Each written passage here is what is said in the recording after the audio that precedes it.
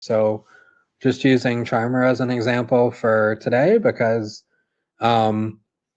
the charmer might be the person on your team that's going out and meeting and um, connecting with all of the customers either in the discovery or in the sales phase, um,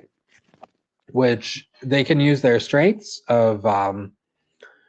being kind of open, creating new conversations, wanting to be that people person that's going out and getting as much feedback from the group as possible. And that is a positive trait for creating those feedback loops and always having those conversations, not just at the beginning, but after they're already customers as well.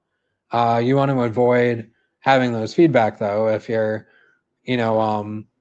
kind of having a friendly conversation because you've created a good rapport with them and, they like you, they don't want to offend you.